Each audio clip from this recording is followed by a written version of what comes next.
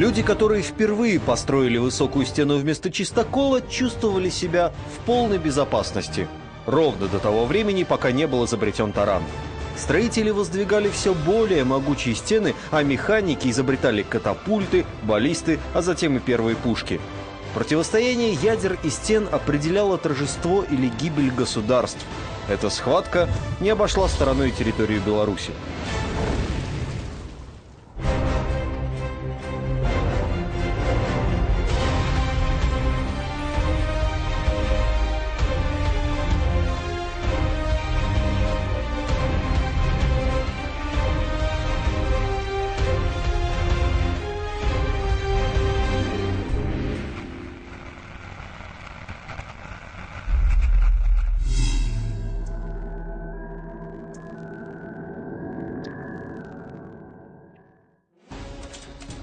Механизмы, с помощью которых можно было разрушать оборонительные стены, были изобретены еще в глубокой древности.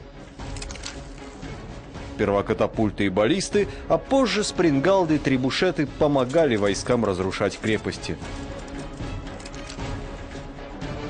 Для того, чтобы сопротивляться захватчикам, архитекторы строили укрепления все более высокими и мощными.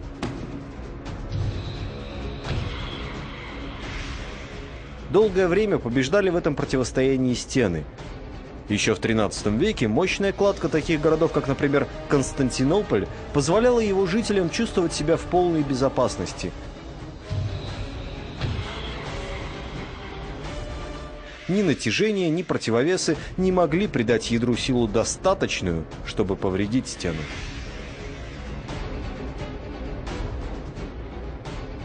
Все изменилось благодаря китайским алхимикам, даосам. Они проводили жизнь в поисках эликсира бессмертия, но вместо него, примерно в X веке, изобрели хояо – огненное зелье. Это смесь селитры, серы и древесного угля, тщательно растолченных и смешанных в определенной пропорции, стала основой для придворных фейерверков.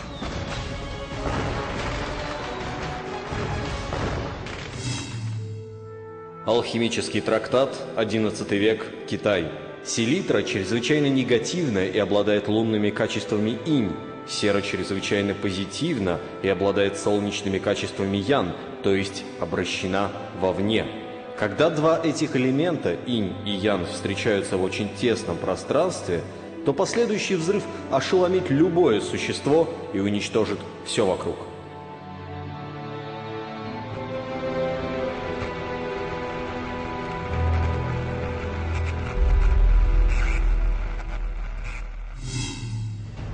Жители Срединного царства, то есть Китая, довольно быстро сообразили, что использовать эту смесь можно и в военных целях. Когда в 1232 году под стены Кайфэнфу пришли монголы, китайцы уже стреляли в них из пушек, бросали петарды и даже разрывные бомбы. Так началась эпоха пороха, вещества, которое перевернуло мир. Первой заметной жертвой этого изобретения стала Византия, наследница Рима, оплот православия. К середине 15 века дела империи обстояли весьма плохо, ее теснили османы, и в 1453 году столица Византии оказалась в осаде. На каждого защитника Константинополя приходилось 10 османов, однако ромеи не слишком беспокоились. Городские стены считались абсолютно неприступными, а еды в городе хватило бы до прибытия подкреплений союзников. Константинополь обладал уникальными многоярусными стенами, аналогов которых в Европе просто не было. Плюс то, что город защищен с 3 сторон морем. Вот. Ну и к тому же, действительно, вот какой-то определенный элемент беспечности, возможно, и был, потому что отношение к Византии было такое. Она не может пропасть, потому что этого не может быть никогда. Все изменилось, когда арабы подкатили к стенам города свою артиллерию. Они первые переняли у китайцев тайну пороха. Называя смертоносную смесь китайским снегом, они использовали ее строго для военных целей. Готовясь к осаде Константинополя, османы отлили огромные бомбарды, одна из которых, базилика, была так тяжела, что ее волокли 70 пар быков и до 2000 человек. Чтобы правильно зарядить эту гигантскую пушку, требовалось несколько часов, поэтому она могла выстрелить только 7 раз в сутки. Символично, что некоторые ядра были высечены из мрамора, взятого из храмов античной Греции. Здесь есть определенного рода вина Запада. Почему? Потому что все практически специалисты-артиллеристы это были западные наемники. Причем тут еще никто не сбрасывает вину из византийцев. Как, например, венгерский пушечных дел мастер Урбан, один из лучших пушкарей Европы, предложил свои услуги по созданию суперпушки византийцам. Им показалась слишком высокая цена. Но и в итоге эту пушку создали турки, и эта пушка потом лупила по городу, который отказался от этого инженерного чудища. Лаоник Халкокандил. Когда все было готово для приступа, царь созвал янычар и обратился к ним с такой речью. «Я вас спрашивал, и вы отвечали, что взять этот город возможно. Надо только, чтобы я разрушил вам его стены. Водя вас вокруг города, я спрашивал, достаточно ли уже разрушения, и насколько вам было нужно, настолько я стены разрушу».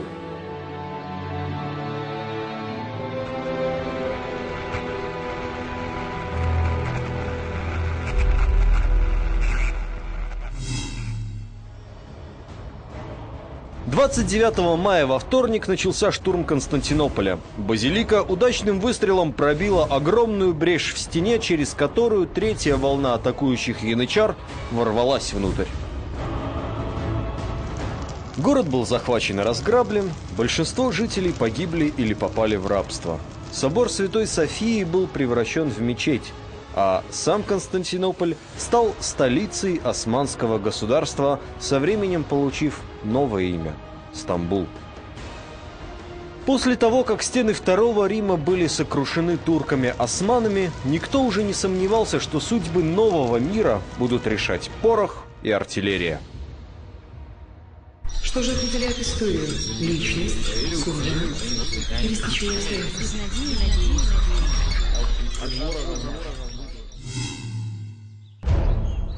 На землях Альбарутэнії ліцейныя гарматныя майстэрні называлі тады лідвісарнямі.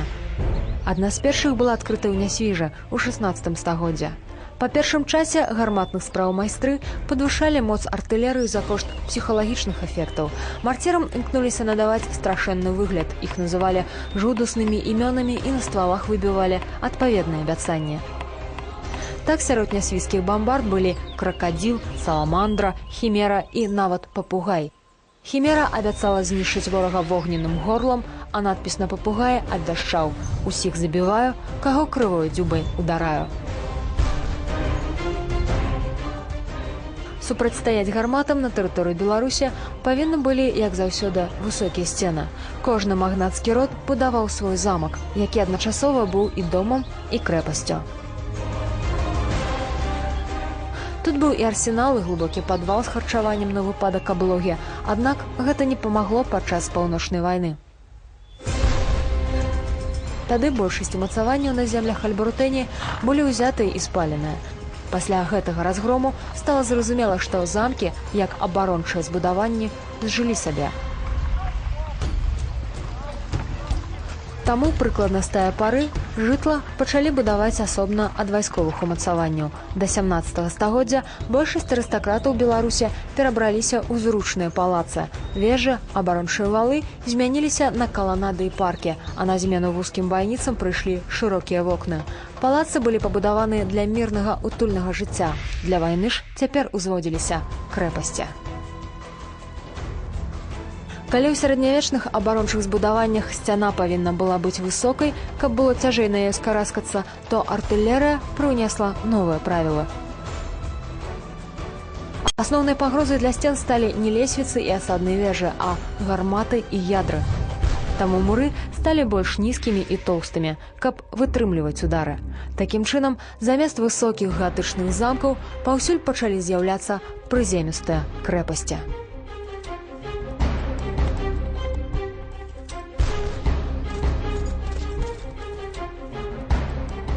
У 18 стагоддзя тэрыторыя Беларусі была цалкам далучана да расійскай імперыі, і амаль адразу з'явіліся планы па пабудове крэпасцяў на яе тэрыторыі, і яны былі вельмі своечасовымі, бо ў 1812 годзе былы лейтэнант артылерыйскіх войскаў Наполеон Бонапарт за 2,5 месяцы прайшоў са сваёй арміяй ад Вільні да Масквы.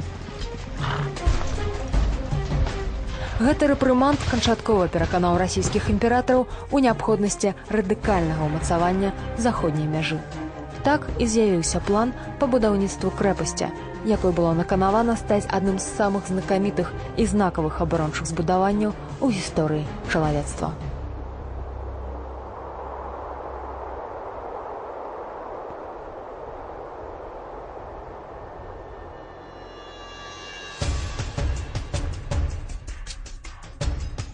Сімвалы, знакі, дзіўныя супадзенні суправаджалі брэсцкую крэпасць з самых першых дзён. Напрыклад, вада. У 19 стагоддзя рэкі яшчэ былі сур'ёзнай перашкодай, таму ідэальным месцам для фартэцы лічыўся востраў.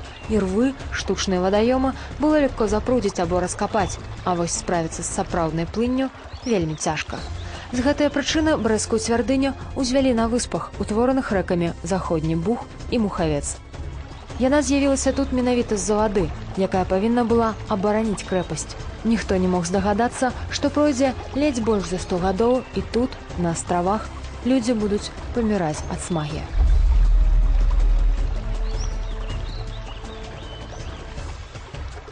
Другім, яшчэ больш відавочным прадвесцем стаў агонь.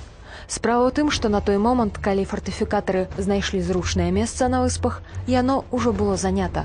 Тут стаяў горад Брэст. Ён быў заснаваны на 150 год раней Масквы. З-за астраўнога палажэння горад часта называлі літвінскай Венецыяй. Брэст першы на тэрыторыі Беларусі атрымаў магдыбургскае права і адкрыў сваю тапаграфію. Тут была старажытная еўрапейскага тыпу забудова і велізарная колькасць храмаў. Аднак ваенныя інжынеры вырашылі, што ўсім гэтым можна ахвяраваць дзеля зручнага ландшафту. У 1830 годзе быў зацверджаны план будаўніцтва крэпасці на месца Брэста. Па дзіўнаму супадзенню, прыкладна ў гэтыя ж часы у горадзе на вадзе пачалі бушаваць пажары. Часам выгараў квартал, часам некалькі вуліц, а бывала, што над ім ішла ледзь не палова Брэста. Колькі берасцейцаў загінула падчас пажараў, мы ўжо ніколі не даведаемся. Але зразумела, што менавіта тады, пры нараджэнні брэсцкай крэпасці, стыхія агня пакаштавала ў досыць чалавечых жыццёў. І ніхто тады не здагадваўся, што агонь, які расчысціў прастору для пабудовы брэсцкай крэпасці, яшчэ не раз вернецца ў гэтай мясціны. Мы дакладна не ведаем, якая колькасць людзей загінула падчас пажара ў 30-е гады 19 стагоддзя, калі знішчаўся стары горад Брэст перад тым, як пабудаваць брэсцкую крэпасць. Гэтыя ўзгадкі ёсць альбо фрагментарныя, альбо зусім такі недастатковыя дзеля таго, каб вывучыць дакладна менавіта вось гэтую тэму. У гісторыі Беларусі, у агульнаеўрапейскай гісторыі такіх фактаў амаль што няма, калі знішчаліся падчас пажараў гарады, дзеля таго, каб на іх месцы ўзвесці нейкія новыя будынкі. У 1834 годзе быў выдадзены загад, па якому гараджане, якія яшчэ засталіся ў горадзе, павінны былі яго пакінуць і будаваць новыя дамы не бліжэй, чым за 600 сажняў на ўсход. Там, на былым пагосце, і пачаў расці новы сучасны Брэст, а на папялішчах старога горада узводзілі крэпасць першага класа, жэмчужыны фартыфікацыі. Тыя будынкі, што ацалелі ад пажару, былі альбо знішчаны, альбо прыстасаваны для ваенных мэтаў. У аўгусцінскім манастыры размясцілі інжынернае кіраванне. Петрапаўлаўская уніяцкая царква стала афіцэрскім зборам, так званым белым палацам. Манастыры бернардынак і бернардынцаў былі пераабсталяваныя пад кадэцкі корпус. Сама крэпасць будавалася з велічэзным размахам. Цэнтральнае месца займала цытадэль. Апаясаная двухпавярховай казармай, яна мела ў абкружнасці 1800 метраў. Таўшчыня сцен дасягала 2 метраў. Унутры знаходзілася 500 казематаў. З захаду, поўначы і поўдня крэпасць дадаткова прыкрывалі 3 асобных так званых прадмостных умацавання.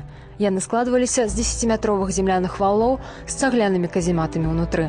Перад валамі былі прарытыя і залітыя вадой каналы і рвы. Будаўніцтва ішло паскоранымі тэмпамі, і за 6 год астравы над Бугам змяніліся да непазнавальнасці. Усё гэта вымагала агромністых грошай, якія былі адчувальнымі нават для самадзержцы расійскай імперыі. Распавядаюць, што аднойчы, аглядаючы будынкі брэсцкай крэпасці, Мікалай I у прысутнасці замежных гасцей, што нахвалівалі будаўнічыя работы, падняў цагліну і голасна спытаўся: «Ці ведаеце вы, з чаго яна выраблена?» «Мяркуем, што з гліны, ваша вялікасць», – адклікнуліся спадарожнікі. «Не», – адказаў расійскі імператар, – «яна выраблена з чыстага золата. Прынамсі, столькі я за яе заплаціў». Для свайго часу крэпасць была практычна непаражальная, аднак Мікалай I не мог здагадвацца, што фартэцыя, якая каштавала такіх грошай і такіх ахвяр, царскаму ўраду не прынясе анічога, акрамя ганьбы. І што ў гісторыю вайсковай славы брэсцкая крэпасць войдзе зусім не з-за моцы камення.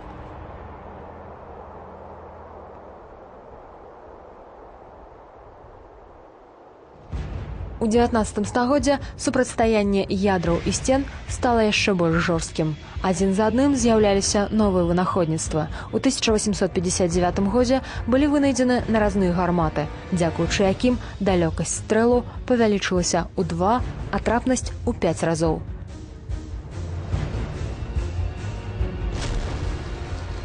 Яшчэ праз некаторы час з'явіліся бездымны порах, металічныя гільзы і фугасныя снарады.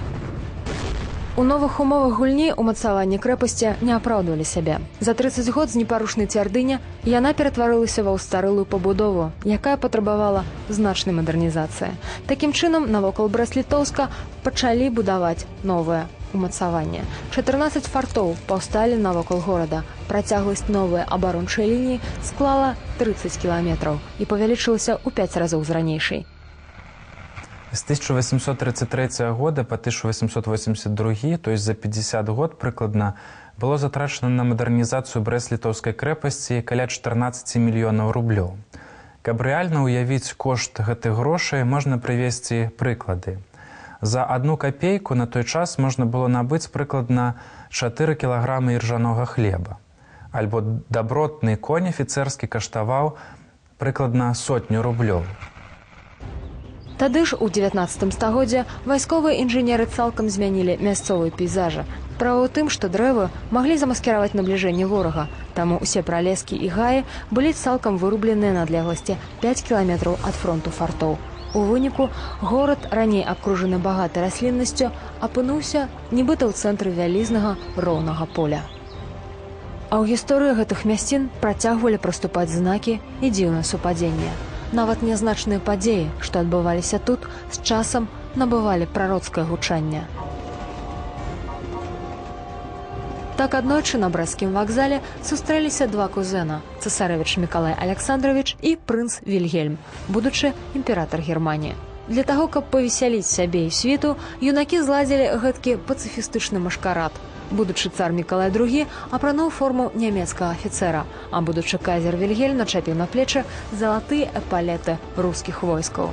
Праз 20 год з гэтага ж вакзала ад'язджалі цягнікі з бежанцамі. Людзі ратаваліся ад жаху Першай сусветнай вайны, дзе кузен Мікалай і кузен Вільгельм узначалілі галоўныя супрацьлеглыя сілы. Немцы везлі з сабой 420-міліметровыя гаўбіцы, дапамогай якіх бралі крэпасці адну за адной. Антверпен, Намюр, Новагеоргіўск, Коўна і іншыя пратрымаліся ўсяго па некалькі тыдняў. Для вайсковых тэарэтыкаў стала відавочным. Фартыфікацыя непараўнальна адстала ад артылерыі, таму лепшае, што ёй застаецца, гэта ўвогуле адмовіцца ад спаборніцтва. Таму 6 жніўня 1915 года Вярхоўнае камандаванне даслала загад аб эвакуацыі. Брэсцкая крэпасць павінна была дастацца ворагу без боя. Немцы наступалі вельмі хутка, і пад кананаду бою усяго ў некалькі дзён маёмасць з брэсцкай крэпасці была вывезена амаль цалкам. Фарты звесці было немагчыма, таму іх вырашылі падарваць. Ваенныя інжынеры, якія зусім нядаўна не спалі суткамі, каб умацаваць будынкі, зараз кіравалі закладаннем выбухоўкі. Некаторыя фарты ад выбухаў былі сцёртыя практычна ў крашаніну, іншыя толькі пайшлі расколінамі. Да многіх дабрацца проста не паспелі. Эвакуацыя праходзіла ў гарачцы вайны з-за паспешнасці і адбыўся адзін з самых жудасных эпізодаў і без таго трагічнай гісторыі гэтых месцаў. Пасля Вялікай Айчыннай па ўсёй краіне былі праслаўлены героі Брэсцкай крэпасці. Першая ж сусветная вайна пакінула пасля сябе гісторыю пра пакутніка, які таксама вызначыўся неверагоднай стойкасцю. Гэта гісторыя пачалася ў адным з многіх падземных казематаў. Тут захоўваліся велізарныя запасы харчавання, салдацкага абмундзіравання і бялізна. Навакольнае насельніцтва нічога пра склад не ведала, і таму камандаванне вырашыла не эвакуіраваць яго, а проста падарваць уваход у падзямелля. У агульнай мітусні ніхто і не ўзгадаў пра вартавога, які стаяў на пасту. Пасля выбуху салдат апынуўся жыўцом замураваным глыбока пад зямлёй. Сцены падземнага склада былі вільготнымі, таму чалавек мог наталіць смагу. Кансервы служылі адзінай ежай. Такім чынам, ён правіў 9 гадоў, аднак адзіноту яго нельга было назваць поўнай. Амаль увесь час у бетонным мяшку бяссменнаму вартавому прыходзілася змагацца з пацукамі.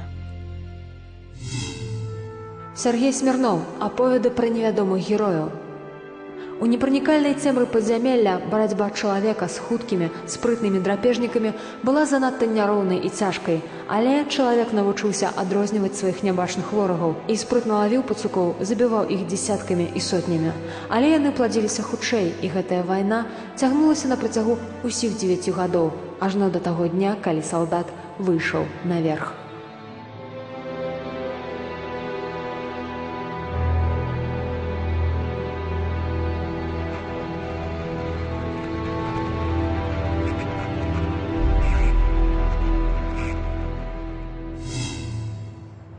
Уваход у склад быў скрыты толькі праз 9 гадоў. Калі першыя людзі спусціліся ў падзямелля, то з цемры да іх данёсся грозны вокрык: «Стой, хто ідзе!».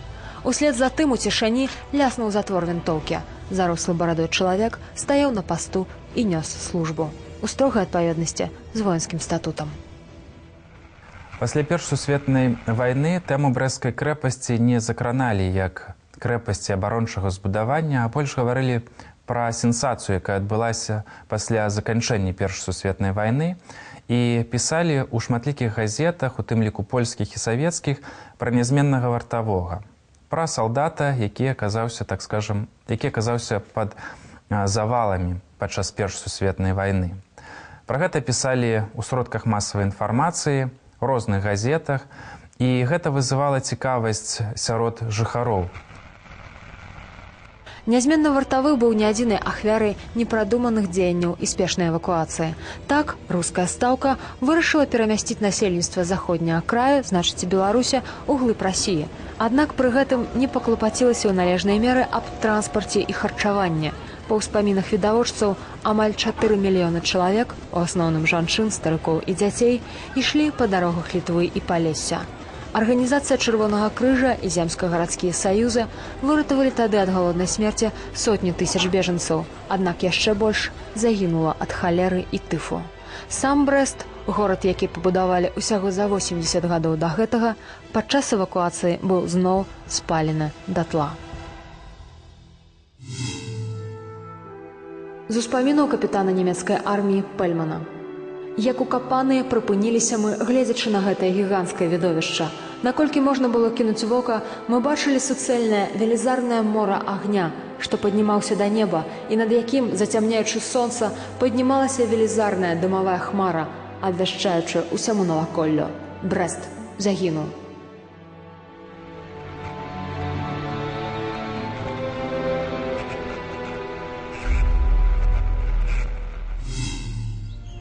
Гісторыя каменнай цвярдыня распачалася і скончылася палаючым горадам. У гонкі ўзбраенняў крэпасць безнадзейна адстала, і яе ўжо нават не намагаліся мадэрнізаваць. Таму Брэсцкая крэпасць выкарыстоўвалася як звычайны будынак. У ёй разбілі сцяжынкі, паставілі ў цытадэлі паркавыя скульптуры, і былая цвярдыня ператварылася ў месца для святочных прагулак. Такім чынам, на пачатку другой сусветнай брэсцкая крэпасць не ўяўляла сабой абарончае збудаванне, і яе не павінны былі абараняць. Моц яе сценаў не магла супрацьстаяць тагачаснай артылерыі, і двухметровыя муры былі разнесены немцамі, літаральна пад цаглінца. Аднак менавіта ў 41 годзе, менавіта ў брэсцкай крэпасці стала зразумела, што ў супрацьстаянні пораху і сцену перамагае чалавечая мужнасць. Больш за 3000 год людзі вучыліся ўзводзіць каменныя сцены, каб абараняцца ад ворагаў. Гэта навука вычарпала сябе ў сярэдзіне 20-го стагоддзя і звялася да формулы, выведзенай яшчэ ў старажытнай Грэцыі. Ніякія сцены не абароняць горад лепей за чалавечую храбрасць.